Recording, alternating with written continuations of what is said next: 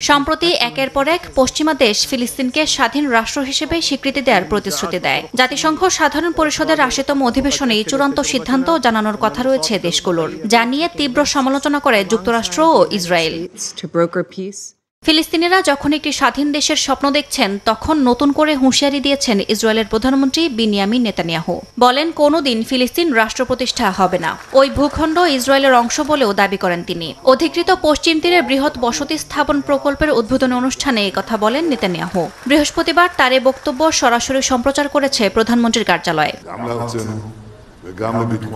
ঘোষণার অংশ হিসেবে অধিকৃত পশ্চিম তীরে প্রায় ৬,০০০ নতুন বসতি নির্মাণের অনুমোদন দিয়েছেন নেতানিয়াহু। এই বসতি সম্প্রসারণের পরিকল্পনা ২০ বছর ধরে আলোচনায় ছিল, কিন্তু পূর্ববর্তী মার্কিন প্রশাসনের চাপের কারণে এটি স্থগিত ছিল। তবে সম্প্রতি ইসরায়েলের উচ্চতর পরিকল্পনা কমিটি পশ্চিম তীরে E1 বসতি প্রকল্পের চূড়ান্ত অনুমোদন দেয়। এই ঘোষণার নিন্দা জানিয়েছে জাতিসংঘ। ফিলিস্তিন কর্তৃপক্ষের দাবি, বিতর্কিত E1 পরিকল্পনা আন্তর্জাতিক আইন ও জাতিসংঘ প্রস্তাবের সরাসরি লঙ্ঘন। এমন মনোভাব ফিলিস্তিন রাষ্ট্র গঠনের সব সম্ভাবনা নষ্ট করে দেবে বলে মনে করছেন বিশ্লেষকরা।